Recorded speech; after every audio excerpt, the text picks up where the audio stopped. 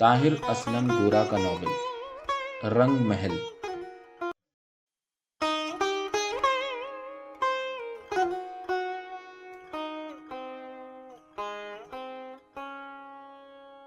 کال بیل بجی تو اس نے دیکھا کہ باہر برائن کھڑا تھا۔ اندر آنے کا نہیں کہو گی؟ اس نے دروازے پر ہی اسے روک لینے پر شائقہ سے استفسار کیا۔ کم آن، میں ویسے حیران تھی کہ تم اس وقت کیسے آئے ہو، تمہیں کئی دنوں سے مس کر رہا تھا۔ یہ کہتے ہوئے برائن نے اسے ہونٹوں پر چوما۔ شائقہ کو برائن کی اچانک آمد اور چومنے کا انداز اچھا لگا۔ اس نے سوچا کہ جس کے ساتھ جسمانی تعلق استوار ہو چکا ہو، اس کے ساتھ دوستی کتنی فطری اور آسان ہو جاتی ہے۔ چلو آج کسی پروگرام کے بغیر نائٹ کلب چلتے ہیں۔ یہ کہتے ہوئے برائن نے جب اس کی چھاتیوں کو ملنا شروع کیا تو وہ فقط یہی کہہ سکی، پہلے بستر پر تو آؤ۔ نہا دھو کر جب دونوں اپارٹمنٹ سے باہر نکلے تو بدلتے موسم کی ہواؤں نے اس کی کچھ یادوں اور حصوں کو جیسے بیدار سا کیا، مگر اس پر جیسے ٹھیک سے واضح نہ ہو سکا کہ آخر بدلتی رت اسے کیا یاد دلانا چاہتی ہے۔ اس نے ذہن کو خالی چھوڑتے ہوئے اونچی اونچی عمارتوں کے اوپر آسمان سے ڈھلکتی شام کو اترتے محسوس کرنا چاہا۔ اسے لگا کہ جیسے شام سردیوں اور بہار کی ملی جلی ہواؤں میں کوئی تیرتا سا پرندہ ہو۔ ایک اونچی عمارت کی چھت سے نکلتے دھوئیں پر نگاہ پڑنے پر اسے انجانے کیوں اپنے گاؤں کے بھٹے کا دھواں لمحے بھر کے لیے یاد آیا۔ اس کے ذہن نے لاشعوری طور پر اس مماثلت کو بے معنی جانتے ہوئے اس کے ہونٹوں پر بے ارادہ مسکراہٹ کی باریک لکیر چھوڑ دی۔ برائن نے اس مسکراہٹ کی وجہ جاننی چاہی۔ مجھے اس طرح کی شامیں اچھی لگتی ہیں، اس نے جواب دیا۔ موسم، عمارتوں اور منظرنامے سے ہٹ کر اس نے آس پاس گزرتے لوگوں پر توجہ دینا شروع کر دی۔ لوگوں کو یوں خرامہ خرامہ ادھر ادھر آتے جاتے دیکھ کر سوچنے لگی کہ ساری دنیا کے لوگ کس قدر موسموں کے رحم و کرم پر ہوتے ہیں۔ ایک جوڑا اپنے 2 بچوں کو ایک بڑی سی بگھی میں چلاتے پاس سے گزرا تو اس کا ایک لمحے میں تمام باتوں سے دھیان ہٹ کر کھلکھلاتے بچوں کی طرف چلا گیا۔ شاید میں بھی ماں بن جانے کے بعد اس دنیا میں اپنے اکلاپے کی تنہائی کے احساس سے باہر نکل آؤں۔ اسے برائن کے ساتھ چلتے یہ احساس بھی ہو رہا تھا کہ جیسے اس کے قدم اس شہر کی سڑکوں کے ساتھ مانوس ہوتے جا رہے ہیں۔ فٹ پاتھ کے دائیں ہاتھ یونانی اور اطالوی ریستورانوں کی ایک قطار ساتھ ساتھ چلی آ رہی تھی۔ بیچ بیچ میں ایک آدھ آئس کریم پارلر اور چند ایک کافی شاپس بھی آئیں۔ ان میں سے اکثر وہ تھیں جہاں وہ وقت ملنے پر بیٹھا کرتی تھی۔ ان کافی شاپس کے اندر جھانکتے ہوئے وہ ان کونوں پر نگاہ دوڑانے لگی جہاں وہ بیٹھنے کو ترجیح دیا کرتی تھی۔ اپنی روز کی دیکھی بھالی جگہوں کے بیچ گزرتے اور ان کے ساتھ اپنی وابستگی کو محسوس کرتے اسے خیال آیا کہ ہو سکتا ہے کہ آئندہ چند برسوں میں اس کے حافظے کی تختی پر ان جگہوں کی باتیں اور یادیں اس طرح کندہ ہو کر ویسا ہی نوسٹیلجیا بن جائیں جیسا نوسٹیلجیا اس کا گاؤں اور پھر اسلام آباد تھا۔ شاید جو چیز بھی اپنے گہرے نقش چھوڑے وہی نوسٹیلجیا ہوتا ہے۔ اس نے خیالوں اور ہواؤں کی لہروں میں خود کو بے ساختہ چھوڑتے ہوئے سوچا۔ برائن کی موجودگی اسے چلتے پھرتے تمام لوگوں کے ساتھ جیسے جوڑ سی رہی تھی۔ اس نے اپنے دائیں ہاتھ سے برائن کے بائیں ہاتھ کو دبوچ کر تھام لیا۔ کلب میں ابھی زیادہ گہما گہمی نہیں تھی۔ ڈی جے والے اپنی تیاریوں میں مگن تھے۔ ڈانسنگ فلور پر ابھی کوئی نہیں اترا تھا۔ وہ بار سے بیئر کی 2 بوتلیں خرید کر ڈانسنگ فلور کے گرد جنگلے کے ساتھ لگی میز پر براجمان ہو گئے۔ شائقہ نے بیئر کا پہلا گھونٹ بھرتے ہوئے خیال کیا کہ اسے بیئر کے بجائے شیمپین خریدنا چاہیے تھی۔ پھر سوچنے لگی کہ اس سے کیا فرق پڑتا ہے، اسے تو کسی بھی الکوہلک مشروب کا ذائقہ اچھا نہیں لگتا تھا۔ اس نے مارتھا کی پارٹیوں سے ایک آدھ ڈرنک سامنے رکھ کر بیٹھنے کا ہنر سیکھ لیا تھا۔ لگتا ہے کہ آج تو تم ٹھیک ٹھاک ہائے ہو، برائن نے ایک ہی ہلے میں آدھی بیئر کو چڑھا جانے کے بعد کہا۔ وہ جواباً فقط مسکرا دی۔ کچھ کھاؤ گی؟ برائن نے مینیو کارڈ پر نگاہ دوڑاتے ہوئے پوچھا۔ ہاں، شاید ہلکی پھلکی کوئی بھی چیز، شاید چکن ونگز۔ آرڈر دینے کے بعد برائن نے آنکھوں سے چشمہ اتار کر میز کی ایک طرف رکھا۔ شائقہ نے اس کو بغیر چشمے کے دیکھا تو یوں لگا کہ جیسے کوئی کھلندڑا لڑکا ایک دم سے بوڑھے آدمی میں ڈھل گیا ہو۔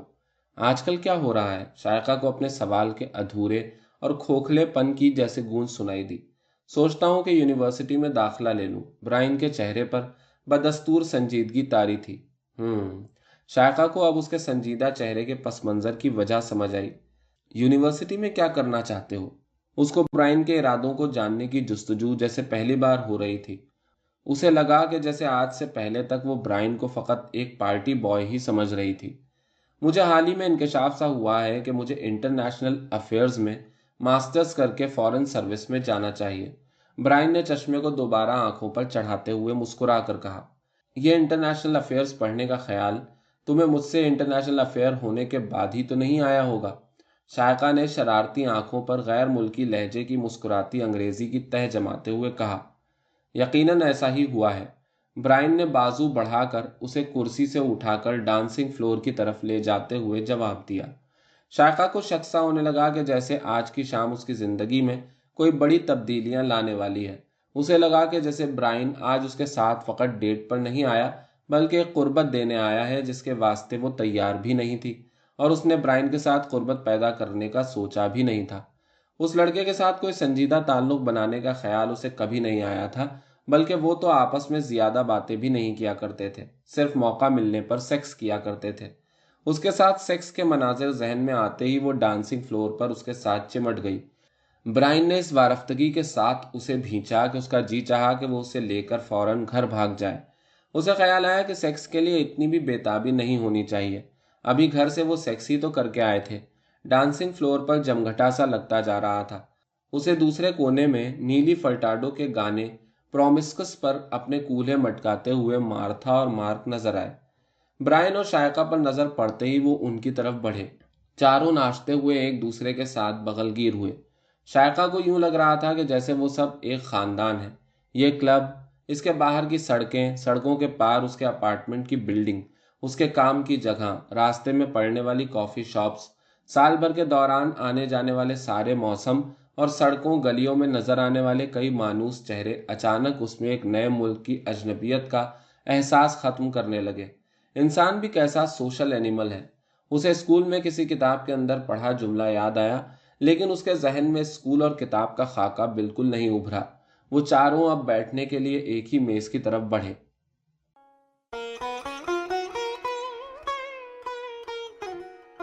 ریفیوجی بورڈ کی عدالت میں بیٹھی شائقہ سوچ رہی تھی کہ بالآخر وہ دن آ ہی گیا جس کا اسے کب سے انتظار تھا۔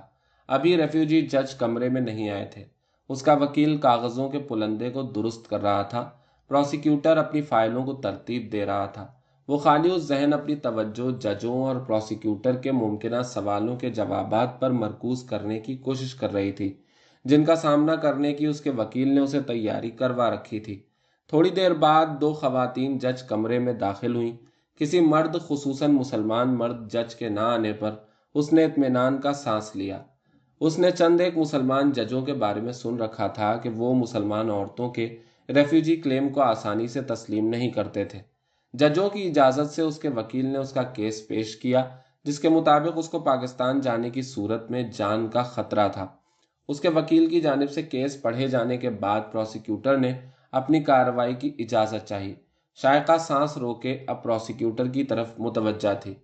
تم پر پاکستان میں کسی نے آج تک جان لیوا حملہ نہیں کیا، لہٰذا تم کیسے کہہ سکتی ہو کہ پاکستان جانے پر تمہاری جان کو کوئی خطرہ ہو سکتا ہے؟ پروسیکیوٹر کا پہلا سوال ہی کافی تیکھا تھا، جس کے لیے اگرچہ اس کے وکیل نے اس کی خوب تیاری کروا رکھی ہے۔ وکیل نے اسے صاف بتایا ہوا تھا کہ کیس کی کامیابی کے لیے ضروری ہے کہ وہ اپنے اوپر ہونے والے کسی جان لیوا نوعیت کے حملے کی کہانی بنائے۔ اس نے ایک ایسی کہانی گڑھ بھی رکھی تھی، لیکن آج اس کا یہ کہانی سنانے کو جی آمادہ نہ ہوا، بلکہ وہ جواباً پروسیکیوٹر سے سوال کنا ہوئی، کیا تم نے پاکستان میں آنر کلنگ کی کہانیاں کبھی نہیں پڑھی؟ مگر تمہارا تو آنر کلنگ کا معاملہ نہیں تھا۔ پروسیکیوٹر نے اس کے سوال کو نظر انداز کرتے ہوئے کہا، میں اس کی وضاحت یوں کرتی ہوں کہ میرا یہاں پر ایک بوائے فرینڈ ہے جس سے تعلق کا میں ڈنکے کی چوٹ پر اعلان کرتی ہوں۔ تم سمجھتے ہو کہ پاکستان کے اسلامی اور زمینداری نظام میں میرا یہ اعلان محبت مجھے وہاں زندہ رہنے دے گا؟ اس نے یہ کہتے ہوئے دونوں ججوں کی طرف دیکھا جو بظاہر اس کی دلیل سے کافی متاثر دکھائی دیں۔ اس کا وکیل اشاروں کنایوں میں ابھی بھی یہ پیغام دینے کی کوشش کر رہا تھا کہ وہ گڑھا گڑھایا واقعہ سناؤ جو قانون کی کتاب کے مطابق ہونا بہت ضروری ہے۔ تو کیا تم تسلیم کرتی ہو کہ تم پر پاکستان میں ایسا کوئی حملہ نہیں ہوا جس کا تم نے اپنے کیس میں ذکر کیا ہے؟ پروسیکیوٹر نے اس کے جذباتی بیان سے بے نیاز ہو کر پوچھا۔ اسے اچانک احساس ہوا کہ اس نے تو ایک ایسا واقعہ اپنے کیس میں لکھا ہوا تھا، لہٰذا اسے نہ دہرانے کا مطلب تو اپنے کیس کو مکمل طور پر خراب کرنا تھا۔ اس کے وکیل اور دونوں ججوں کی نگاہیں اس پر لگی تھیں۔ اس نے سوچا کہ وہ رٹا رٹایا واقعہ بیان کرنا ہی پڑے گا۔ اسے اپنی آواز ٹوٹتی ہوئی سنائی دی۔ اس واقعے کو میں کیسے بھول سکتی ہوں، مگر میں تو تمہیں یہ احساس دلانے کی کوشش کر رہی تھی۔ میرے ٹورنٹو میں رہنے اور اپنی مرضی کی زندگی گزارنے کے فیصلے ہی میرے خاندان اور شاید اس سوسائٹی کے لیے ایسے سنگین جرم ہیں جن کی بنیاد پر میری ذات کسی معافی کے لائق نہیں رہی۔ اس نے دیکھا کہ اس کے وکیل نے جیسے اس وضاحت پر سکھ کا سانس لیا ہو۔ ایک جج نے جھک کر کچھ لکھنا شروع کر دیا۔ اسے لگا کہ جیسے پروسیکیوٹر بھی اس سے کچھ ایسا ہی جواب چاہتا تھا۔ اس نے اب ہلکے پھلکے سوالات شروع کر دیے۔ تھوڑی دیر بعد پروسیکیوٹر نے اپنی کارروائی ختم کرنے کا اعلان کر دیا۔ قریب آدھ پون گھنٹے کی کارروائی کے بعد دونوں جج خواتین پچھلے کمرے میں چلی گئیں۔ اس وقفے میں اس کے وکیل نے اسے حوصلہ دلایا کہ فیصلہ اس کے حق میں ہی ہوتا نظر آ رہا ہے۔ جب دونوں جج واپس لوٹیں تو انہوں نے فیصلہ سناتے ہوئے شائقہ صادق کو بورڈ کی طرف سے ریفیوجی قبول کرنے کی نوید دی۔ شائقہ نے فیصلہ سنتے ہی اپنی آنکھیں بند کر لیں اور اس کے گالوں پر کسی فلمی سین کی طرح دو آنسو بہہ نکلے۔ اپنے وکیل سے گلے مل کر اور پروسیکیوٹر کا شکریہ ادا کر کے ریفیوجی عدالت سے باہر نکلی تو ٹورنٹو کی سڑکوں پر عمارتوں، آتے جاتے لوگوں، ٹریفک اور آسمان کے ساتھ اسے اپنی آشنائی بہت دیر پا محسوس ہوئی۔ اب مجھے کوئی اس ملک سے باہر نہیں نکال سکتا، یہ اب میرا ملک ہو چکا ہے۔ اس نے مٹھیوں میں اپنے بیگ کے دستے کو دبوچتے ہوئے نعرہ سا لگانا چاہا، مگر میں نے تو شروع دن سے اس ملک کو اپنا لیا تھا اور مجھے ہمیشہ یقین تھا کہ یہ ملک بھی مجھے اپنا لے گا۔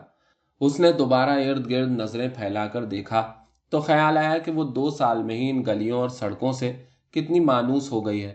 شاید 15-20 برس بعد یہاں کی گلیاں کوچے بھی میرے نوسٹیلجیا کا ویسا ہی حصہ بن جائیں، جس طرح میری زندگی کے ابتدائی 22 برس بار بار مجھے اپنی طرف پکارتے ہیں۔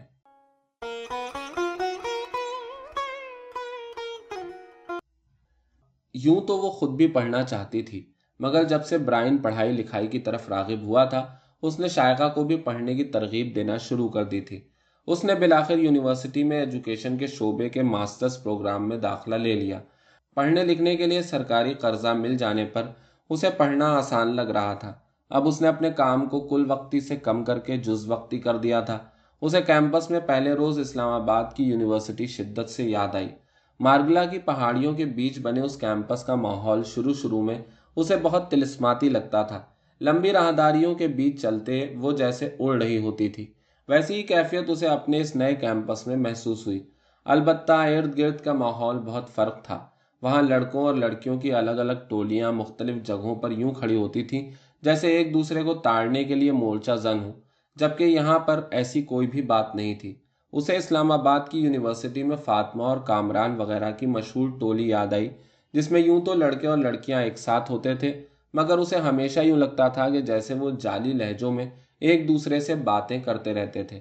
اس طرح کے اور مکسڈ گروپ بھی اسے بناوٹی سے لگتے تھے۔ یہاں کینیڈا میں سب سے بڑا منظرنامہ کثیر الثقافتی گروہوں کا تھا۔ اسے یوں لگتا تھا کہ جیسے یہ یونیورسٹی نہ ہو بلکہ اقوام متحدہ کا کوئی فیسٹیول ہو۔ عربی، روسی، چینی، ایرانی، پاکستانی، ہندوستانی، لاطینی، امریکی، غرض دنیا بھر کے چہرے ہر طرف نظر آ رہے ہوتے۔ مشرقی یورپ سے لے کر امریکہ تک کی سبھی گوری اقوام بھی اس فیسٹیول کا حصہ تھیں۔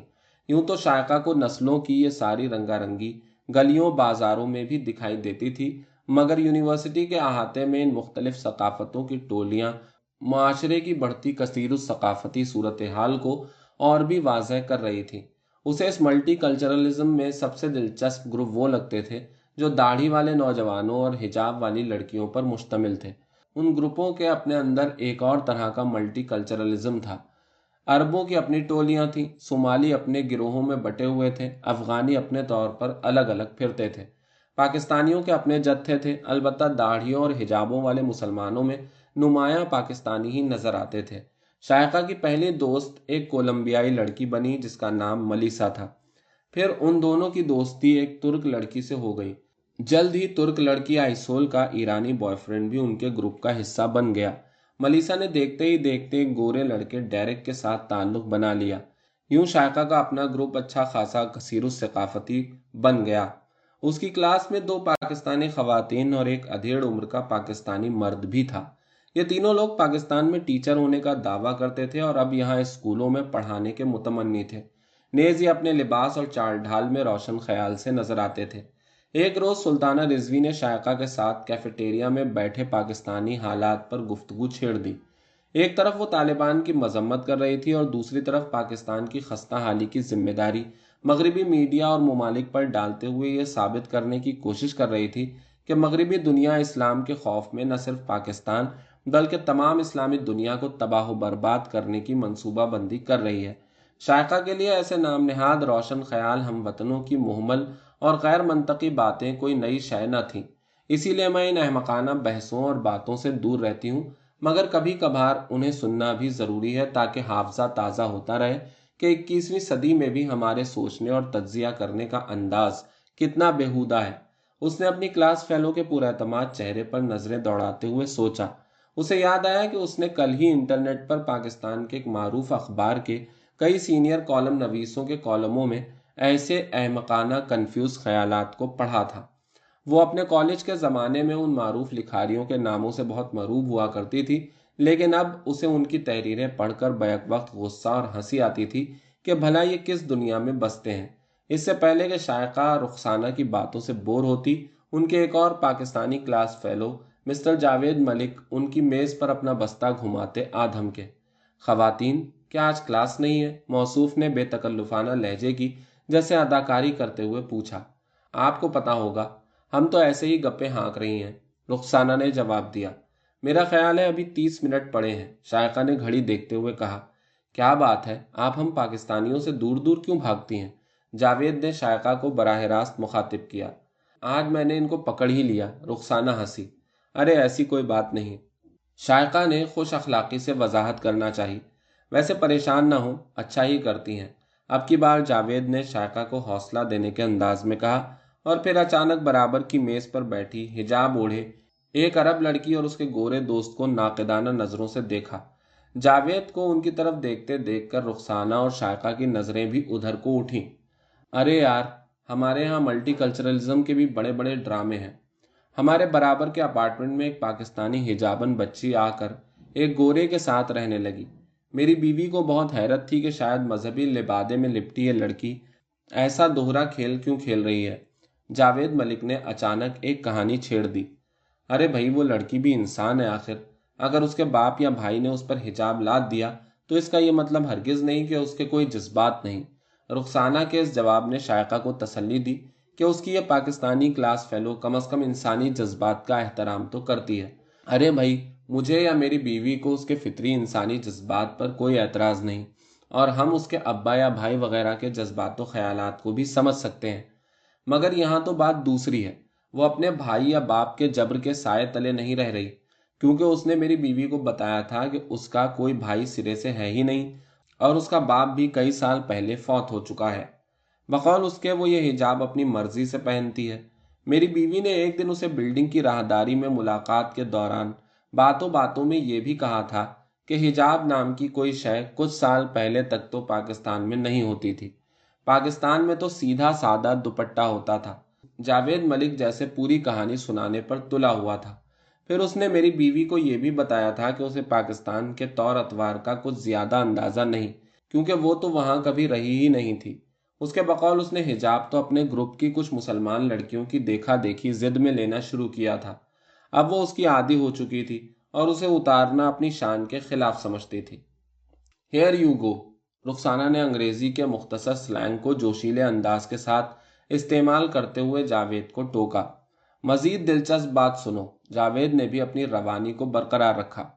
मेरी बीवी ये भी दरियाफ्त कर चुकी है कि वो गोरा लड़का उस हिजाबन के साथ शादी रचाने जा रहा है और इस्लाम कबूल करने की तैयारियां कर रहा है। Oh man, nothing new. Rukhsana ने फिर 4 लफ्ज अंग्रेजी में बोलकर जावेद को वक्फे का मौका देना चाहा। What do you mean? Javed ने रुखसाना की बात न समझते हुए उससे वजाहत तलब की। मेरा मतलब है, हम मल्टी कल्चरलिज्म के ये ड्रामे भी खूब देख रहे हैं। तुम्हें याद है वो मशहूर बुर्के वाली अरब लड़की जिसका भाई अफगानिस्तान में जिहाद करता हुआ पकड़ा गया था? वो और उसका भाई दोनों यहीं कनाडा में पैदा हुए थे। उसने अपने एक इंटरव्यू में कनाडा पर कुफ्र के इल्जामात लगाते हुए उसे कितना बुरा भला कहा था। اس نے حال ہی میں 5ویں شادی یہاں کے کسی ممبر پارلیمنٹ کے بیٹے کے ساتھ کی ہے۔ رخسانہ نے اب کی بار اپنی معلومات پیش کی۔ برقعے سمیت؟ شائقہ نے پہلی بار گفتگو میں براہ راست شرکت کی، اگرچہ وہ جاوید اور رخسانہ کی باتیں مزے لے لے کر سن رہی تھی۔ ہاں جی، برقعے سمیت۔ اس نے اپنے تازہ ترین انٹرویو میں بھی اپنی آنکھوں کو گھما گھما کر کینیڈا میں موجود حجاب اور برقعے کے خلاف فضا کو ختم کرنے پر زور دیا تھا۔ What a fucking S whole! Canada میں مسلمانوں کو اگر کوئی مسئلہ ہو سکتا ہے تو انہی فکنگ ریٹائرڈ فینیٹکس سے ہو سکتا ہے۔ رخسانہ کی ان باتوں سے شائقہ کو دوہری حیرت ہو رہی تھی کہ ایک طرف تو رخسانہ روشن خیالی کی رمزوں سے واقفیت کا مظاہرہ کر رہی تھی اور دوسری طرف روایتی مسلمانوں کی طرح مغرب کو اسلام کی بربادی کا ذمہ دار سمجھتی تھی۔ لگتا ہے کہ ایک رواج سا چل پڑا ہے ان نقابن و حجابن لڑکیوں کی ایسے گوروں سے شادی کرنے کا جو اسلام قبول کرنے کو تیار ہیں، یا پھر ایسے لبرلزم پر ڈھلنے کو تیار ہیں جس سے وہ یہ ثابت کرنا چاہتے ہیں کہ وہ اور ان کے خاندان مسلمانوں کے لیے انتہائی رواداری کا رویہ رکھتے ہیں۔ مگر جو چیز مجھے پریشان کرتی ہے وہ یہ کہ کیا مسلمان فقط برقعوں، حجابوں اور بے ڈھنگے داڑھیوں والے ہی ہوتے ہیں؟ میری طرح، آپ کی طرح نارمل نظر آنے والے نہیں ہوتے؟ مگر یہ مغربی میڈیا کی بھی خرابی ہے کہ وہ مسلمان ان بے ڈھنگے داڑھیوں، برقعوں اور حجابوں والوں کو ہی سمجھتے ہیں۔ جاوید ملک نے کہانی ختم کر کے اس پر تبصرہ شروع کر دیا، جس سے شائقہ بہت مروب ہو رہی تھی۔ آج سے پہلے وہ جاوید ملک کو ایک روایتی سا پاکستانی سمجھتی آ رہی تھی۔ میں بھی آپ کو ایک دلچسپ داستان سناتی ہوں۔ اب کی بار رخسانہ اپنی پٹاری سے ایک قصہ نکالتی نظر آئی۔ مسز آگا منتقل ہونے سے 2 سال پہلے میں ٹورنٹو ڈاؤن ٹاؤن کی ایک بلڈنگ میں رہا کرتی تھی۔ وہاں مجھ پر ایک گورے نے آتے جاتے ڈورے ڈالنے شروع کر دیے۔ میں اس کی الیگ سلیگ کا روکھا سوکھا جواب دے دیتی تھی۔ ایک روز اس نے لابی میں روک کر بات کرنے کے لیے وقت مانگا۔ میں نے کہا، یہیں بولو، کیا کہنا چاہتے ہو؟ پوچھنے لگا، میرے ساتھ ڈیٹ پر چلو گی؟ میں نے جواب دیا کہ میرا ایسا کوئی ارادہ نہیں، کیونکہ وہ مجھے کبھی بھی پسند نہیں تھا۔ میرے انکار کو سن کر وہ کافی مایوس نظر آیا۔ مجھے ایسے ہی تجسس ہوا کہ ذرا معلوم کروں کہ وہ ایک دیسی لڑکی کے ساتھ کیوں ڈیٹ کرنا چاہتا ہے۔ میرے پوچھنے پر اس نے بتایا کہ اسے مسلمان لڑکی کے ساتھ ڈیٹ کرنے کی بہت تمنا ہے۔ میں نے اس کی وجہ پوچھی تو کہنے لگا کہ اسے اپنی سابقہ گرل فرینڈ سے شدید نفرت تھی، کیونکہ وہ ڈرنک بہت کرتی تھی اور اس کے بقول اس کی گرل فرینڈ نے 2-3 مزید بوائے فرینڈز رکھ چھوڑے تھے۔ اس نے مجھے یہ بھی کہا کہ اس نے سن رکھا ہے کہ مسلمان لڑکیاں اپنے شوہروں کے ساتھ بہت مخلص ہوتی ہیں۔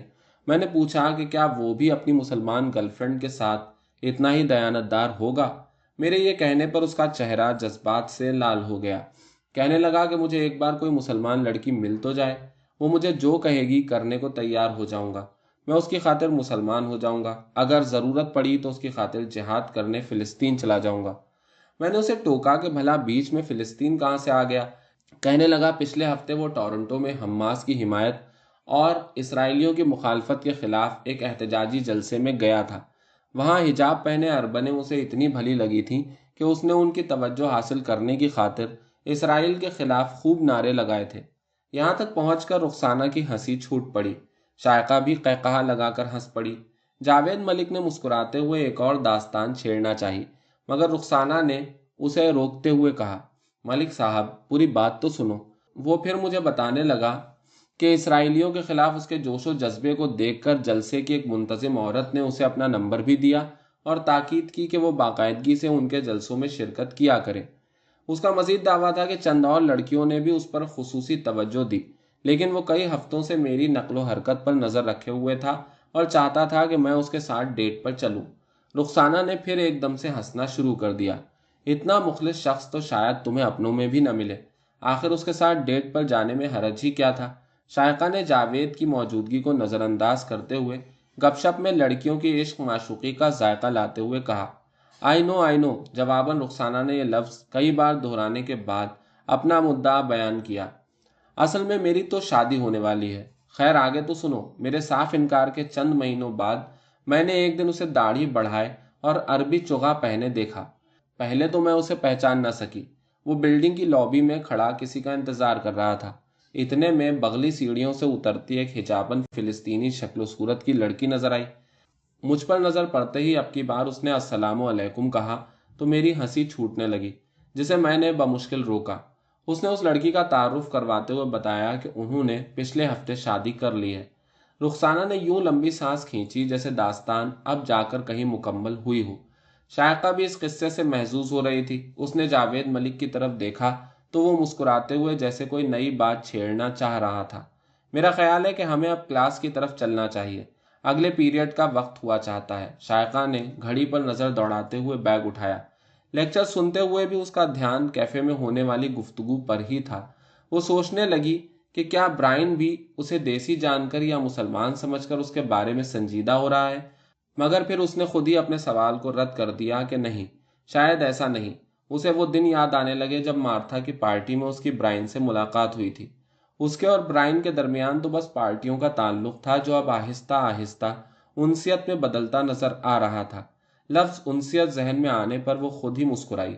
شکر ہے عشق جیسا گھٹیا اور فلمی لفظ ذہن میں نہیں آیا۔ اسے انسیت عشق سے کہیں زیادہ پائیدار لفظ لگا۔ پاس بیٹھی ملیسا نے شائقہ کو کہیں گمسم دیکھ کر ٹہوکا دیا۔ شائقہ جواباً مسکرائی اور اپنی توجہ کو واپس لیکچر کی طرف لانے لگی۔